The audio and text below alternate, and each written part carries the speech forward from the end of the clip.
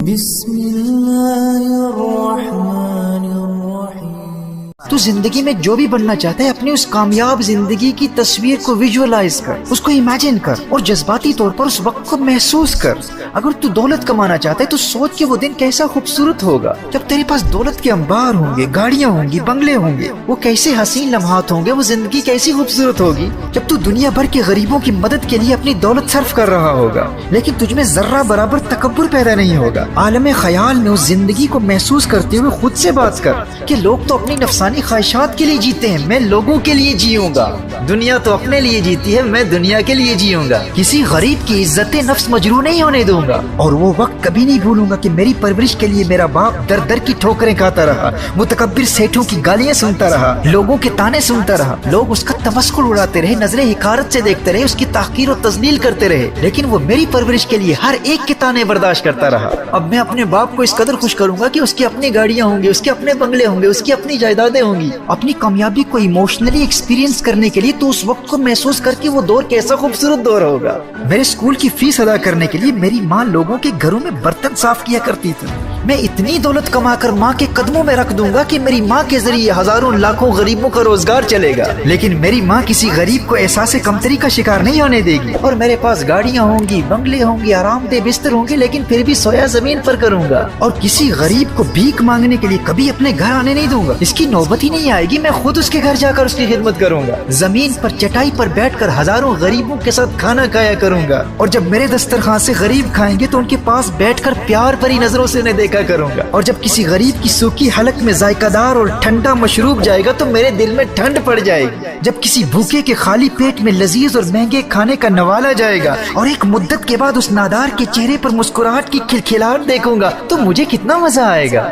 ہر مفلس و نادار و غریب کو عزت دوں گا، دولت کے انبار ہوں گے لیکن اپنی اوقات نہیں بھولوں گا۔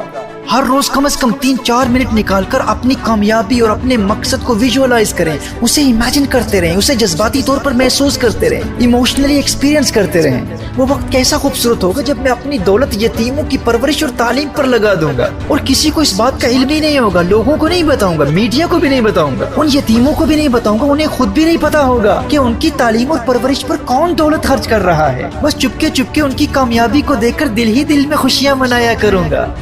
میرے دوستو، آپ کی جو بھی ڈریم ہے، جو بھی مقصد ہے، جو بھی منزل ہے، جو بھی تمنا ہے، جو بھی آپ کا ہدف ہے، آپ اسے جذباتی طور پر محسوس کرنے کے لیے ہر روز ایک خاص وقت مقرر کر لیں کہ وہ زندگی کیسی خوبصورت ہوگی جب آپ ایک عظیم اسکالر بن چکے ہوں گے، ایک کامیاب اسپورٹس مین بن چکے ہوں گے، ایجوکیشن میں غیر معمولی کامیابی حاصل کر چکے ہوں گے، بہت بڑے پولیٹیکل لیڈر بن چکے ہوں گے، بہت بڑے بزنس ٹائکون بن چکے ہوں گے۔ آپ کا جو بھی مقصد ہے اسے ہر روز ایموشنلی ایکسپیرینس کرنا بہت ضروری ہے، کیونکہ آپ اپنی ول پاور کو تنہا نہیں چھوڑ سکتے۔ ول پاور کو ہر روز ایموشنل ایکسپیرینس کے ساتھ ملانا ہی ساری گیم چینج کرتا ہے۔ اور جب میں میڈیٹیشن پر بات کروں گا تو پھر آپ کو بتاؤں گا کہ اس ایموشنل ایکسپیرینس کا میڈیٹیشن کے ساتھ، مراقبے کے ساتھ کس قدر گہرا تعلق ہے۔ تو ول پاور کی مضبوطی کو قائم رکھنے کے لیے ایک پوائنٹ تو یہ ہے کہ ایموشنل ایکسپیرینس کے ساتھ اس کی دوستی کرانا بہت ضروری ہے۔ میرے دوستو، ول پاور کو استعمال کرنے کے طریقے کو سمجھنے سے قبل خلاصے کے طور پر اس فریم ورک کو سمجھ لیجئے گا۔ کامیابی کے لیے 3 چیزوں کی ضرورت ہے: ول پاور، واضح مقصد، کلیئر گول، اور ایموشنل ایکسپیرینس۔ کیونکہ اپنے گول کو ہر روز ایموشنلی ایکسپیرینس کرنا، اسے محسوس کرنا، آپ کے دل میں آپ کے گول کے لیے، آپ کی ڈریم کے لیے ایموشنل اٹیچمنٹ پیدا کر دیتا ہے۔ آپ کا ایموشنل ایکسپیرینس آپ کے گول اور آپ کی ڈریم سے آپ کی محبت کو بڑھاتا رہتا ہے۔ تو ایموشنل ایکسپیرینس آپ کی ڈریم کو زندہ رکھتا ہے اور آپ کی ڈریم آپ کی ول پاور کو زندہ رکھتی ہے۔ تو یہ تینوں نیسیسری کمپوننٹس ہیں: ول پاور، گول اور ایموشنل ایکسپیرینس۔ اور دوسرا پوائنٹ یہ ہے کہ ایسے لوگوں کی کمپنی اختیار کریں، ایسے لوگوں کی صحبت میں رہیں کہ جن کی ول پاور مضبوط ہو۔ اپنے معاشرے میں ایسے لوگوں کو تلاش کریں اور ایسے لوگوں کو دوست بنائیں کہ جن کی یہ عادت ہو کہ جو کام شروع کرتے ہیں اسے وہ اکمپلش کرتے ہیں، کمپلیٹ کرتے ہیں۔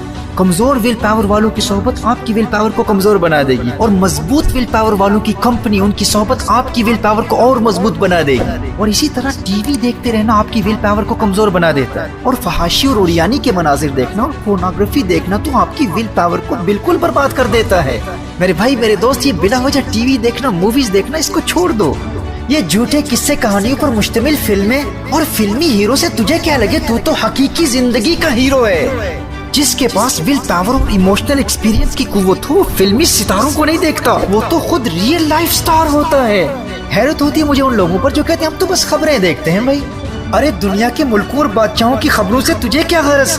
تو اپنی دنیا کا بے تاج بادشاہ بننے والا ہے۔ یہ فارغ اور نکمے لوگ نیوز پر اپنا وقت برباد کرتے ہیں، تجھے یاد رکھنا چاہیے تو خود نیوز بنے گا۔